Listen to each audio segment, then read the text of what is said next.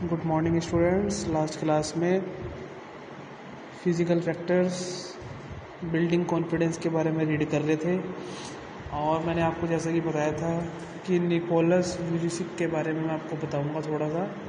तो मैं इसके बारे में बताता हूँ आपको। ये जो है जब मेलबर्न में ऑस्ट्रेलिया में पैदा हुए थे और जब इनका जन्म हुआ, जब ये बॉर्न हुए तो इनको टेटलिया एनीमिया सिंड्रोम की एक डिजीज़ थी, बीमारी थी।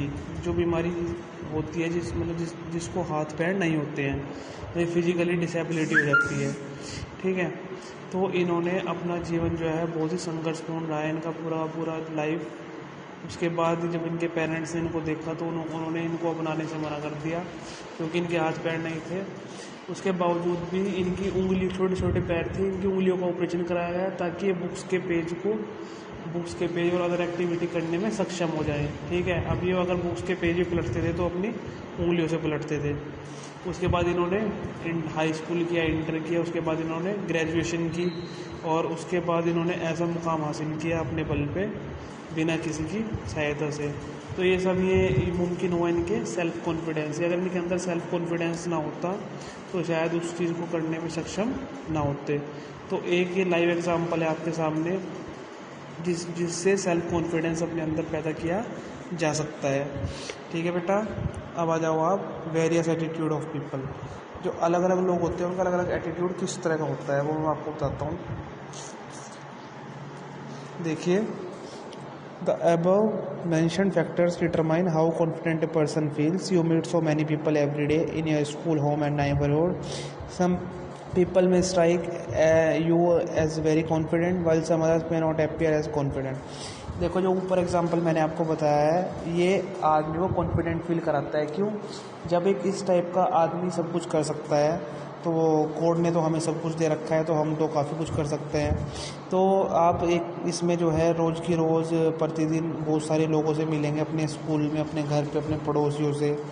ठीक है, कुछ लोग तो बहुत ही कॉन्फिडेंट दिखाई देंगे, कुछ लोग बिल्कुल भी कॉन्फिडेंट दिखाई नहीं देंगे।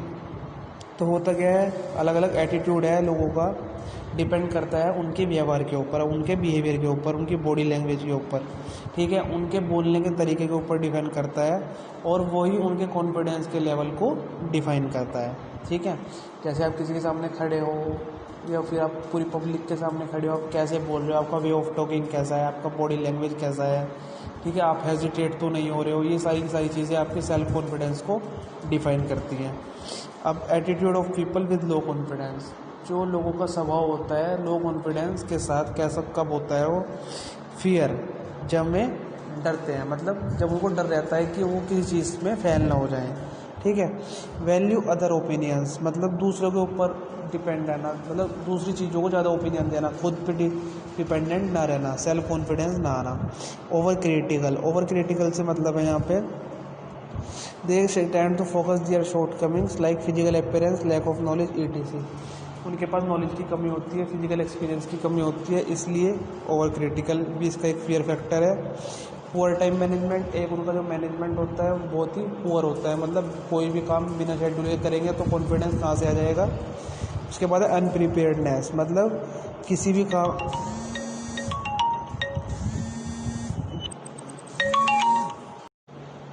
अनप्रिपेयर्डनेस मैंने आपको बता दिया, सक्सेस क्यों नहीं मिल पाती, क्योंकि पूरी एफर्ट नहीं हो पाती और पूरी प्रिपरेशन नहीं हो पाती। लैक ऑफ इनिशिएटिव, मतलब लैक ऑफ इनिशिएटिव का मतलब है, सपोज करो कोई भी काम करना है किसी पर्सन को, तो सबसे पहले तो वे मोटिवेट फील नहीं करते अपने अंदर, मतलब उनके अंदर किसी भी चीज़ की प्रेरणा नहीं आती।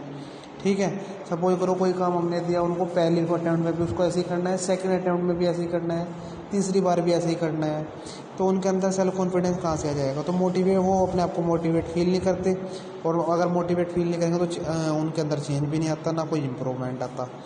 Reluctant to deal with others, इस तरह के लोग क्या होते हैं, एक्सक्यूजेस, बहाने बनाते हैं। ठीक है, try to evade confronting people, और लोगों के सामने से आने से कतराते हैं। ठीक है, तो मतलब दूसरों को डील करने का तरीका ऐसे लोगों पे नहीं आता, तो कॉन्फिडेंस ऑटोमेटिकली लो हो जाता है।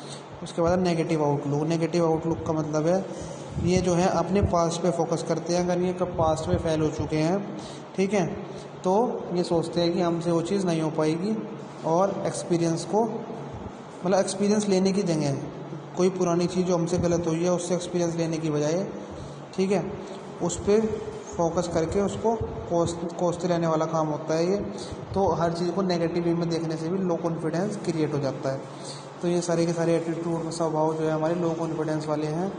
उसके बाद है आपका सेल्फ कॉन्फिडेंट जो पीपल होते हैं उनका स्वभाव कैसा होता है। व्यू टू द वर्ल्ड, उनका पॉजिटिव आउटलुक होता है, मतलब वे सबको सकारात्मक दृष्टि से देखते हैं, ठीक है, चाहे सिचुएशंस कोई सी भी हो हमारी प्रकृति में।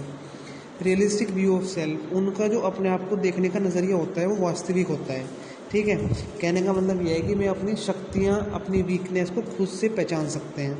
जो उनकी कमजोरी होती है वे स्वीकार करते हैं उसको और उस पर वर्क करते हैं, उसको सुधारते हैं, ठीक है। Trust on ideas and beliefs, मतलब अपने आइडियाज़ पे, अपने बिलीव्स पे विश्वास करते हैं, ठीक है।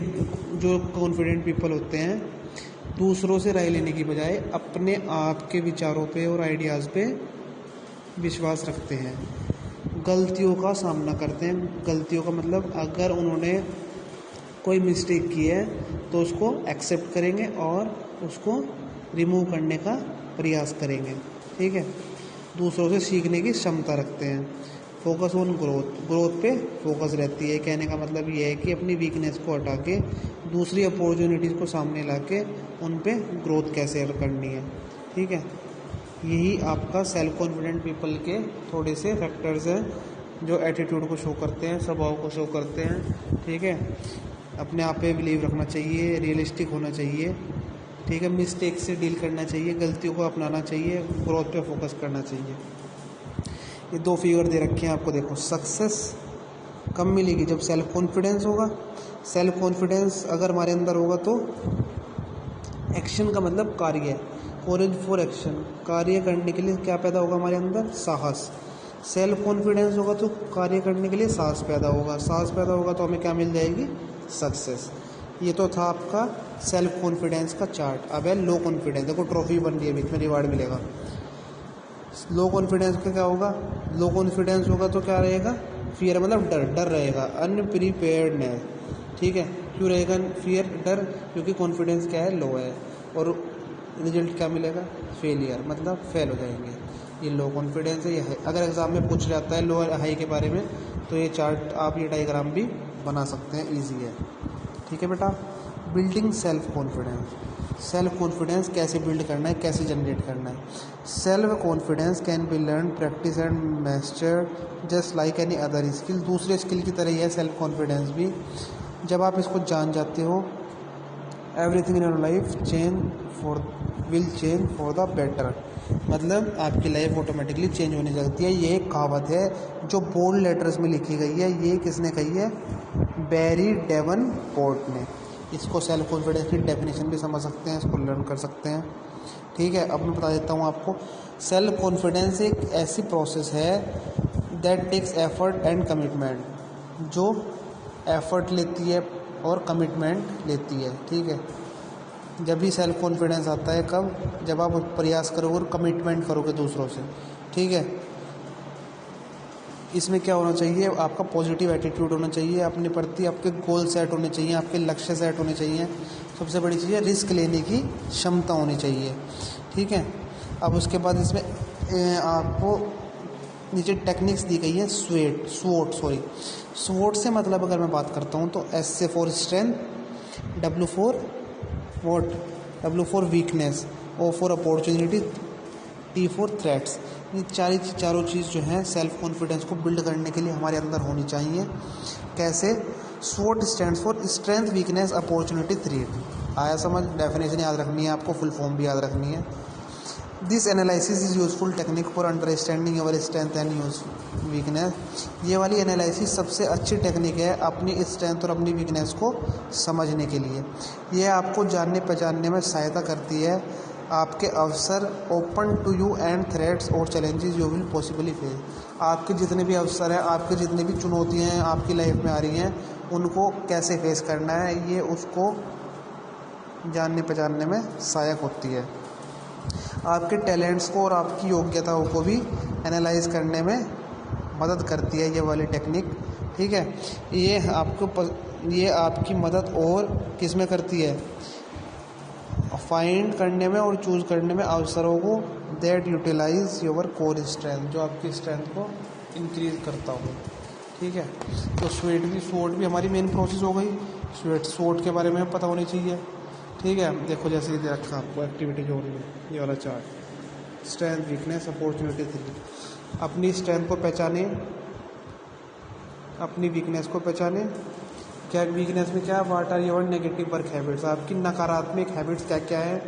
वे सब्जेक्ट और स्किल हैंडल्स योर सब्जेक्ट, कौन सा विषय जो आपको सक्सेस से रोक रहा है। और ये थर्ड पॉइंट है। उसके बाद अपॉर्चुनिटी पहचाने, अवसर कहाँ कहाँ हैं। रीड का मतलब वही किसी चीज़ का साथ इंटरनेट पर रिसर्च करें, आर्टिकल्स पढ़े, एक्सपर्ट्स से बात करें। ठीक है, ये सारी चीज़ थ्रेड्स में आ जाती हैं। ठीक है बेटा, बाकी का चैप्टर मैं आपको कल पढ़ाऊँगा। आज के लिए इतना ही बहुत है। Thank you.